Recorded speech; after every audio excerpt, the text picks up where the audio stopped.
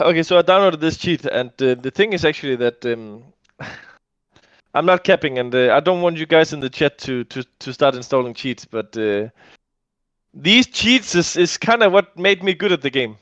I'm not even capping. Huh? Because I was kind of clueless. Like this was before I even went to the launch we're talking about now. I was like kind of clueless, and when I installed these cheats, I kind of understood all the timings of when could I meet the opponents, how long could I run with a knife.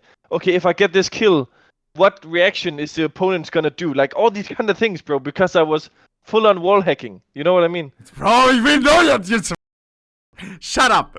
Jesus. Bro, I'm telling you, this is how it was. And then the thing is, Bro, you're trolling. bro, what do you mean? Shut up. Bro, nah, shut up. Bro, I'm not capping. What? Bro, and bro, a lot of people have this, bro. I can mention a lot of pro players who have backband accounts. Like wall hacks or what? Yes, and aimbot, and bro, people were using all the. Hey, what are you saying? Bro, what do you mean? Everyone was cheating. What? Back Bro, in everyone 2012 or when? No, like before. This is before, bro. Jesus. This is like 2007, 8 or something. What? Yeah, bro, not 2012. Are you crazy, bro? Not when I was starting to fucking become pro. Are you crazy? Bro, you gotta specify when you fucking drop bombs like this. Jesus. No. As people are gonna, but the thing is, there's a hilarious story actually where I was trying out for this one team in Counter-Strike Source, and then I was using the cheat, and we were playing on train, and I was holding Ivy, and it was a back and forth game, and our economy was kind of pressured, and there's like 3 rounds or something where I'm dropping an M4 to one of the other guys because I want to kind of be the good guy, of the team, and I kept saying. Take this M4 because my deagle is warm right now. My deagle is feeling it. Bro. And when they were coming Ivy and shit, bro, I was just digging them like a crazy motherfucker. Bro! What? But yeah, I see people in the chat saying, was everyone cheating back then? What the fuck? Yes, bro, everyone was. It was so normal back then. And then the most fucked up part is, then we were playing deathmatch, bro. A few hours later, we were playing deathmatch. And I'm running around on deathmatch with my cheat, bro, to have like a good score. And then I think they had like a suspicion that like, bro, this guy with this voice and shit, he's not legit. Then he said, I'm just gonna go out to the kitchen and make myself a snack. And then he went to like leave or joined again, but no matter what, he was spectate, and I didn't really realize. And then I was like, oh, bro, when he comes back, I need to have this insane KD, bro. I need to, yes. So I was like cooking with this cheat, bro. And then he's just in spectate watching me. And then like 5 minutes later, he's like, oh, bro, you're really feeling it, huh? You're really feeling it. And then I knew I was busted, and I didn't get a chance in the team, and I was like, full regrets of being fucking stupid. Lol. And yes, and then bro.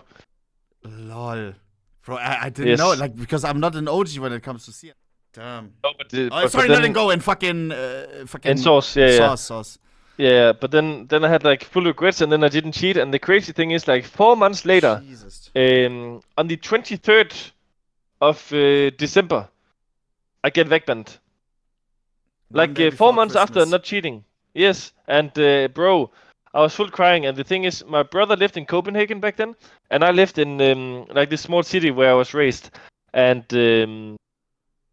I was so sad because the favorite part of like Christmas for me was when my brother came home with his PC and we were sitting next to each other and we were playing all night and stuff. And then but then I got a new account, and this is actually an account which, I don't even know how I got it, but I got it. I think one of his friends gave it to me or something. That's crazy. Oh, at one point, how was it? When did you start becoming like, you knew it was okay? This is what I most likely want to do. Like becoming a pro at CS, I guess. Did it take a lot away from your high school life? Like, was it a lot? Like the thing is, actually, for the first kind of also like the 1.5 year when I was doing the handball, I didn't tell anyone really, other than some of the guys in class, that I was playing a lot of CS. Because I mean, bro, you're not getting any street credit You from didn't tell saying it. anyone? Only some of the guys, because I would then play with them. But like, none of the girls and stuff at my high school knew that I was playing. Not in my class, not the other girls and stuff. Then after 1.5 years, this video I linked you. Yeah. They found it, bro, and then it was like, Oh, then it was kind of all over. awkward. Yeah, it was kind of all over high school, and then I just started to kind of talk about it and stuff. And the thing is, this was also kind of I started to travel a lot when I dropped out of the handball thing. Then I started to travel a lot with like some of the teams, and you have to go to the student counselor and kind of say why you're not in school and stuff like this, And he just thought I was straight up bullshitting him all the time because he was like, I was telling him that I'm traveling to Romania and I'm gonna play in this video game, And he thought it was he thought it was just a bullshit excuse to not come. Especially now it's even hard to understand if you would drop a thing like this. But back in the day, like esports was not even a thing yet. No, it was not. And but the thing is, I was bro, you're never gonna believe this, but but I was the leader of the students' council, I don't know if it's a big thing in Germany, but in Denmark, it's kind of like I mean, it's respect, but people also kind of they kind of feel like, bro, I think we have how that to as explain well. it? Yeah. Man, you try to be like you try to become number one at everything. Yes. Also, I was also it's called like I don't know, it's like a youth group, which is like at the city town hall. I was the politics something, like yes, like kind of trying to advocate for what the young people in the city wants and stuff like that. Bro, I was cooking a lot of all this stuff to, I don't know, bro, yeah. That is crazy, man. Yeah, but the thing is, the good part about why when I then was at the students' council was that because I had the job of like the leader, the representative of the students, he was like, "Oh, as long as you just keep doing this and that your grades are fine, it's okay that you don't show up as much." And other people. Sorry, continue. Yeah, go ahead. Yeah, other people they lost there. In Denmark, you get this thing which is called SU, which is like they pay you to study. Like you get money for studying, so you don't have to like work or. I mean, it just helps you with your finances, And if you don't show up in school or you have bad grades, they can kind of try and they're gonna threaten you with removing it if you don't take school seriously because they don't want people to just be there to get the money. I know. But he gave me such a long leash because I did these other things. So yeah. Damn. I'm wondering, after North, you said like that was probably one of the lowest points when it comes to CS. You considered completely just switching careers. Was there another time where you say you would have you regret or considered a move again after that, or was that the only time? I think that's probably the most significant one, but that's also because like I think one thing is kind of handling losses and kind of like tough times like that. But another thing is kind of feeling like not appreciated or. Also, the thing is for me, like you kind of have to think about the journey to joining North. I went to the US and I lived in Vegas for 13 months, and I played for Rogue, this American team. Uh-huh. And I lived alone in this apartment in Vegas where there was just a mattress on the floor. Like the apartment was super nice and Rogue took good care of me, but there was just a mattress on the floor, and then there was a kitchen, and then there was I had a desk in the other room with my PC and stuff. And bro, there could be weeks where I wouldn't talk to another person in real life. Like it was just me and playing. But I also knew that when I left to play for this team, this was kind of a make it or break it moment in my career. Because for a few years, I'd kind of just been like average, or I've been playing on like teams that was like top 30, And again, I'm not to flame anyone or anything. Like, of course, it's okay money, but these kind of money I could be making doing anything in Denmark. Like, I could be working at a grocery store and I could be making the same kind of money. And I had already been doing it for like a lot of years, and all my friends were studying and going to university, and you also have this kind of pressure from friends and family to, like, oh, are you just gonna play video games all year and you're not really making like a good income? You know what I mean? Like, and so when I moved to the US to play there for Rogue, it was kind of like, okay, now I'm putting, because I was also, the thing is, like, in those years I was also getting tempted a lot.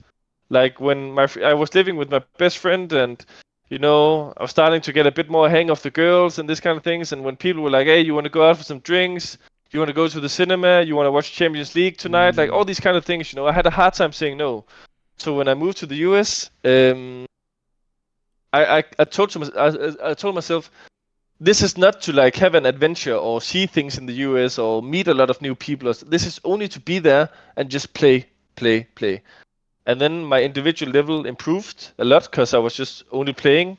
And it, even though you might think that I was aspiring a lot and I was trying like these kind of things when I was younger, this at least taught me a lot about the amount of hours that I at least need to put in. Maybe some other people can get away with putting in less hours, but for me to be good in CS, I need to play a lot, bro. Like, I need to study the game.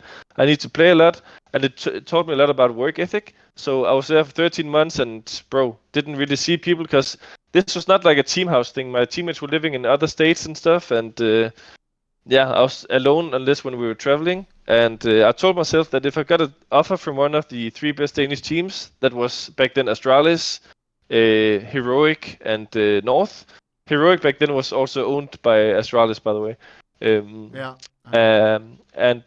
Then after a few months when we were starting to do really good in Rogue and I was playing good individually, Kasper Witt called me, and he was the sports director of Heroic. He's back then. the sports mentalist guy, no? That Astralis just got, or? No, he's the former sports director of. How many Caspers are there?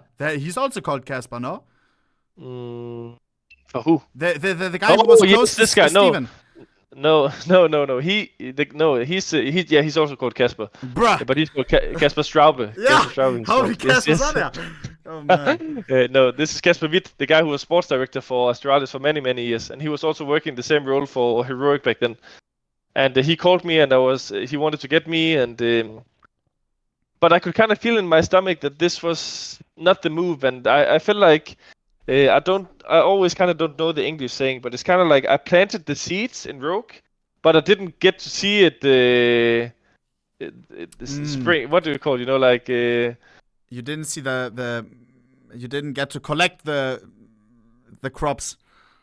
You didn't harvest what you tried to build. Yes, exactly. Yeah, like I could feel like it was so close to kind of the actual breakthrough. We were doing good, but we were so close to the actual breakthrough. And I filled out this page, bro, like 100 questions about my personality for this heroic attempt. And he called me, and you're the perfect fit with the guy you need, blah blah blah.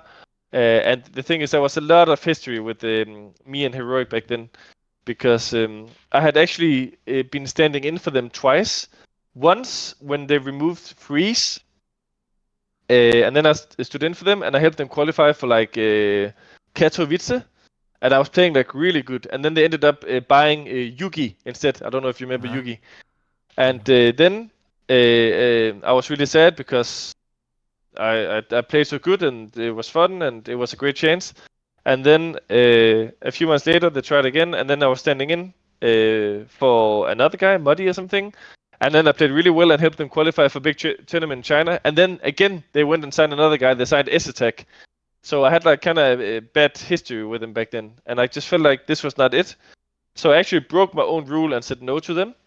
And then I played a few more months with Rogue, and we qualified for the major and played some beautiful CS there, and played the final of DreamHack Austin and stuff like this. And then North called me, and this is actually like kind of a life lesson where kind of the cliche thing about like you kind of have the start of something, and then you have the end, and you kind of feel like, okay, for me the goal was to, like, when I joined North, I was like, bro, this is it, like this is it. I'm joining a team with like fucking MVP, major MVP, Kirby, AC, Valde, all these fucking beasts. Like, this is it. This is the chance I've been waiting for. And it just turned out to be like it's not really about like reaching that end point, because two things. First and foremost, it's about what you learn on the journey to getting there. Like, it's fucking cliche, I know, but it's like all the kind of learnings I had on the journey to there is the things I am still using to this day. And the second part is that the journey never ends, bro. The journey never ends in life. Like, it's always going to continue. There's going to be new bumps. There's going to be new victories, new difficulties, all these kind of things. So, yeah, I kind of think like that was a good way for me to kind of learn about that. I want to know, maybe as well as like a closure question, because it's getting late tomorrow, Katowice. But you talked about your past, about your ups and downs. How do you feel now? Some of the most crazy events happened, I would say, in your career recently. How do you feel now? Is it do you see this as a new opportunity? Maybe I don't know. I'm not gonna lie. I think definitely that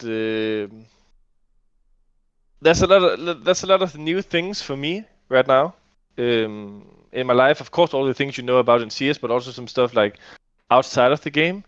I'd say if I'm just responding to the kind of CS things, I think for me, it's the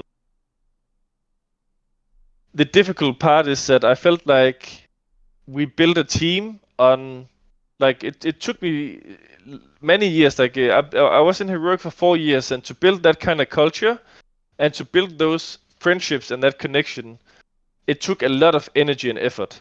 And the sad part for me is that I'm kind of left with the feeling that if that was not real, like if that kind of friendship and connection was not real because of what happened, then when am I ever gonna have that kind of real connection in life, or in like in CS is one thing, but in life, do you know what I mean? Yeah. And again, I don't want to like for people to be like hating on them or anything, because there's many elements as well, and there's many sides to a story and stuff like this. But now I'm just talking about like how it feels for me, which is for me it's a little bit hard kind of to put all of myself out there to a new project, because do you know what I mean? Kind of. I think so, yeah. Because for me and for many others, you were heroic. And to see something like that, that you built, just like, I don't know, like because of whatever, it just fade away. That is tough. Yeah, I mean, it is, and I think it's just also the thing that, you know, even when you kind of feel the most safe about something, yeah, in a matter of like kind of seconds, minutes, hours, like everything can just be torn apart. And it's both the saying of kind of don't take things for granted, but it's also kind of the don't trust anyone thing, you know. And shut the fuck up, you fucking bitch. It's for me, I'm kind of dealing with some of those thoughts about like life in general. Kind of like, can you actually ever trust anyone? Like, and is any connection between humans ever like kind of real? Do you know what I mean? Like, or is it always a give and take? Like, is there always an incentive behind being?